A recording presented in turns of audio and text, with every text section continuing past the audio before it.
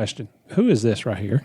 That's Pop And Mary, Rick's mom and dad. okay, well, that basic photo is on the cover of the next week's Grand National Scene, and it's identified as your parents. No, Papa Joe. Yeah, and it might have been identified. It was shown as my mom and dad in several places, but that's Papa Joe and wife Mary. It was a neat day.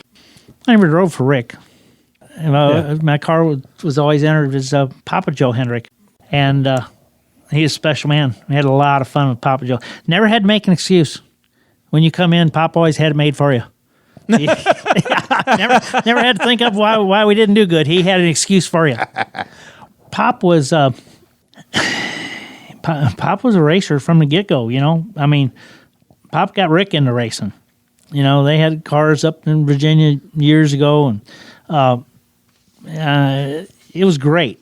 I didn't realize it at the time, but driving for Pop was very special. It was neater than driving for Rick, and I'll say this because if you kept Pop happy, Rick was happy.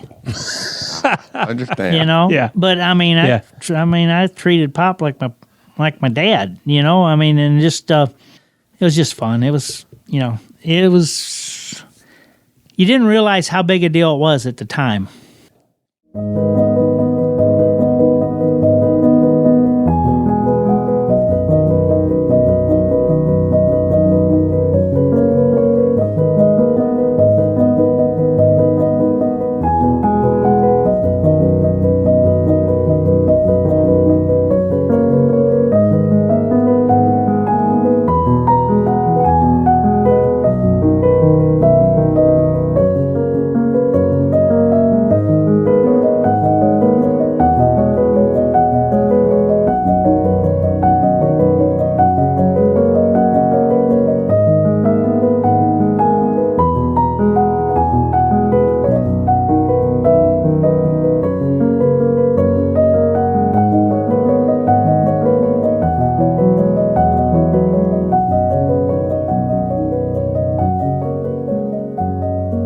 I had to go out and buy a truck. I needed to be able to get around town. So I went out and bought a 5-year-old used vehicle from Papa Joe Hendrick, who was one of my previous bosses. Still have that truck to today. It's got some meaning to me and love to keep that thing for the rest of my life. A special group of guests well known to many NASCAR fans will give the command.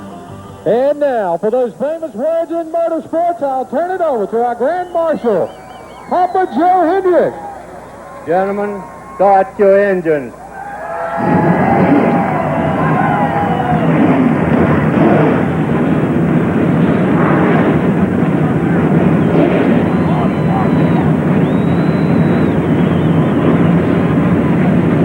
And the reason that command was so special for Papa Joe and Rick Hendrick is because they are from Palmer Springs, Virginia. There's Linda Hendrick, Rick's wife, and the lovely wife. They grew up about 38 miles away, and when Rick was a little boy, his mom and dad, Mary and Papa Joe, would bring him here to this racetrack in South Boston, sitting in a lawn chair in turn 3.